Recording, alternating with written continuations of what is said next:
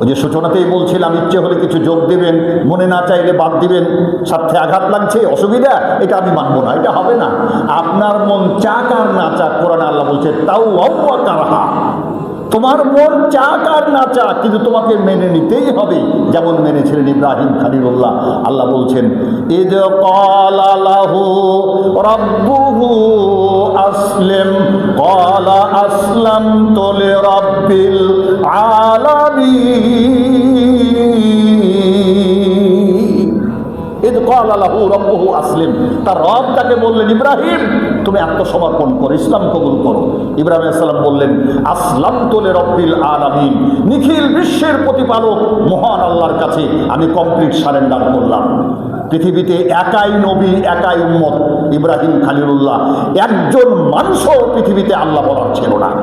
তার বাবা মা, সমাজ, দেশ, রাষ্ট্র সব শক্তি তার বিরুদ্ধে, একাই নবী, একাই উম্মত। উনি বললেন, আল্লাহ বললেন ইব্রাহিম তুমি ইসলাম কবুল করো। ইব্রাহিম সালাম আসলামতু লিরাব্বিল আলামিন। আমরা দিনকে যে পরিপূর্ণ করলেন আল্লাহ, এই বিষয়টা নিয়ে শুরু করেছি, আল ইয়াউমা আকমালতু লাকুম দীনাকুম। সম্মানিত মুসল্লিগণ, হৃদয়ের সবটুকু আবেগ উজাড় করে শুনুন। রাসূলুল্লাহ সাল্লাল্লাহু আলাইহি ওয়াসাল্লাম, মুহাম্মাদুর রাসূলুল্লাহ সাল্লাল্লাহু আলাইহি ওয়াসাল্লাম যেভাবে ভাষণ শুরু করেছিলেন, তিনি বলেছিলেন আইয়ুহান নাস, এ লোক সকল, ইন্না দিমাউকুম ওয়া আমওয়ালুকুম ওয়া আরাদুকুম আলাইকুম হারাম। এ ছিল নবীজির ভাষায়।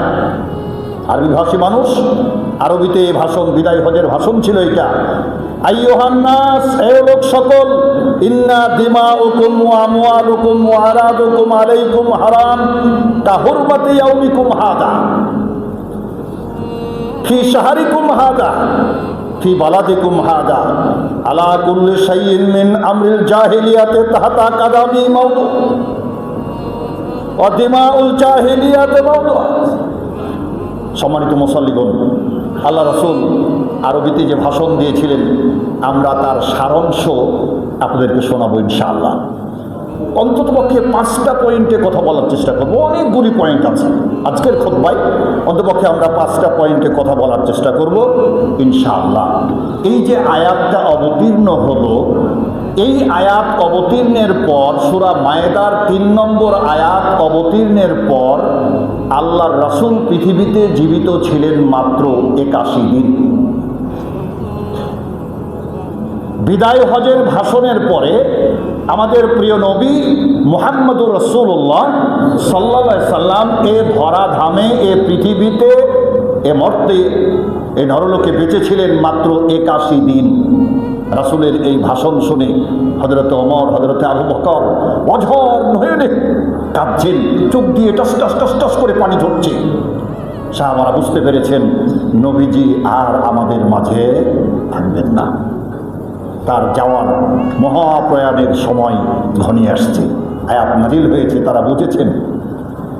আল্লাহর নবী বললেন, যারা উপস্থিত আছো, আমার আলোচনা শুনছো, যারা নেই, হে লোক সকল, তারাকে বলে দিও, কেননা আজকে তোমরা আমার কথা আমাকে দেখে, আমার মুখে শুনে যেভাবে মানছ, যারা আমাকে দেখে নাই, যারা আমার কথা শুনে নাই, তোমাদের মাধ্যমে শুনবে, তারা তোমাদের মতো, এমনকি তোমাদের চাইতেও বেশি ভালো আমল করতে পারে। সুবহানাল্লাহ বিহামদিহি সুবহানাল্লাহিল আযীম। আমরা তো নবী দেখিনি, আমরা তো ওই আলোচনা শুনিনি, কিন্তু যেটা রয়ে গেছে তার বক্তব্য, সেটাকে নিয়েই আমরা আজকে দেখেন না কত মানুষের চোখে পানি আসে বিদায় হজের ভাষণ শুনলে। যেমন হযরত আবু বকর কেঁদেছিলেন, হযরত ওমর কেঁদেছিলেন, নবীজি দুনিয়া ছেড়ে চলে গেলেন। এই গত বুধবারটা ছিল আখেরি চাহার সোমবার, এটা ফার্সি শব্দ। আমাদের যেমন বাংলায় বলা হয় কি বলে, শনি, রবি, সোম, এরকমভাবে এক সোমবার, দো সোমবার, চাহার সোমবারকে বলা হয় বুধবার। তো আখেরি চাহার সোমবার, ইংরেজিতে স্যাটারডে, সানডে, মানডে, ঠিক এরকম সফর মাসের শেষ বুধবার এদিন মুহাম্মদ রাসূলুল্লাহ সাল্লাল্লাহু আলাইহি ওয়াসাল্লাম কিছুটা সুস্থতা বোধ করেছিলেন। পাথরের ওপরে বসিয়ে মায়েশা সিদ্দিকা রাদিয়াল্লাহু তাআলা আনহা তাকে গোসল দিলেন।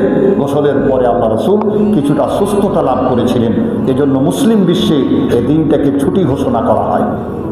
এই দিন আল্লাহ রাসূল স্মরণ করা কিসের জন্য? আল্লাহ রাসূল যে সুস্থ হলেন তার জন্য দোয়া করবেন, বুঝবেন, এই দিনটাকে স্মরণ করে সেটা ভাববেন, শিক্ষণীয় বিষয়গুলো গ্রহণ করার চেষ্টা করবেন। আমরা আলোচনায় বলেছি, যেটি আরবিতে বললাম এটির বাংলা আরম্ভ করি। বিদায় হজের ভাষণের প্রধান শিক্ষা ও বিষয়বস্তু। বিদায় হজের ভাষণ প্রধান শিক্ষা রক্ত ও সম্পদের পবিত্রতা। আইয়ুহান নাস ইন্না দিমাউকুম, যেমন মানে রক্ত, আল্লাহ যে আরবিতে বক্তব্যটা দেওয়া হলো এটির বাংলা আরম্ভ করলাম। মানুষের জীবন, সম্পদ ও সম্মান একে অপরের জন্য চিরতরে সুরক্ষিত ও পবিত্র। কারো সম্মানে আঘাত করা যাবে না, কারো আত্মমর্যাদায় আঘাত করা যাবে না। আজকের দিন, আজকের মাস, আজকের শহর, রাসূল যেটা আরবিতে বলেছেন, আজকের শহর যেমন পবিত্র, অনুরূপভাবে প্রত্যেকটা মানুষের জীবন, প্রত্যেকটা মানুষের বাড়িঘর, প্রত্যেকটা মানুষের সম্মান এটি পবিত্র। কারো আঘাত হানা যাবে না, কারো সম্মান, সম্পদ এগুলোর ক্ষতি করা যাবে না। এগুলোর বদলা নেওয়াও রাসূল না করে দিলেন। কি বললেন? তিনি বললেন, রবিয়া ইবনে হারিস ইবনে আব্দুল মুত্তালিব রক্তের বদলা, মাত্র ছোট্ট বাচ্চা, কয়েক মাস বয়স, মার বুকে দুধ পান করছিলেন। এ অবস্থায় রবিয়া ইবনে হারিসকে হত্যা করা হয়েছিল। আল্লাহ রাসূল বিদায় হজের ভাষণে দাঁড়িয়ে বললেন, আজ থেকে এগুলো হারাম, প্রতিশোধ নেওয়াটাকে আমি হারাম ঘোষণা করলাম। এটা আমার বংশের লোক, আমি নবী, আমি নিজে ঘোষণা দিচ্ছি, রবিয়া ইবনে হারিসের রক্তের বদলা এটা মওকুফ করে দেওয়া হলো। কেউ এর প্রতিশোধ নেবে না, কেউ এর প্রতিশোধ কোনদিন চাবে না। তাহতা কাদামি, আমি তার পায়ের নিচে দাবিয়ে দিলাম। রাসূল ঘোষণা দিলেন এগুলো হারাম, এগুলো চলবে না। কেননা সামান্য বিষয় নিয়ে শত শত বছর ধরে সে আরবের মধ্যে যুদ্ধ চলত। কেমন? ধরেন একটা উট আপনার এসে একটু পানি পান করেছে, যে গরু ছাগল পানি পান করায়, পানির পান পাত্র থাকে, অন্যের উট এসে পানি পান করেছে। কেন করলো? এ নিয়ে ওই দুই গোত্র, যার পানি পান করলো আর যার উটে করলো, এ নিয়ে মারামারি চলেছিল, যুদ্ধ চলেছিল 300 বছর। জাহিলি যুগকে এমনি বলা হয়, অথচ পানির অপর নাম জীবন। পানির অপর নাম জীবন। কোরআন শুনেন, আল্লাহ বলছেন, ওয়াজআলনা মিনাল মাই কুল্লা শাইইন হাই আফালা ইউমিনুন। ওয়াজআলনা মিনাল মাই কুল্লা শাইইন হাই, প্রত্যেকটা প্রাণীকে আমি আল্লাহ পানির মাধ্যমে বাঁচিয়ে থাকি।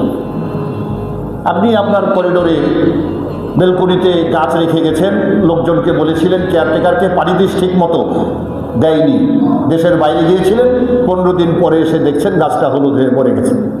কিসের জন্য? পানি পাইনি, রোদও পাইনি। পানির অপর নাম জীবন।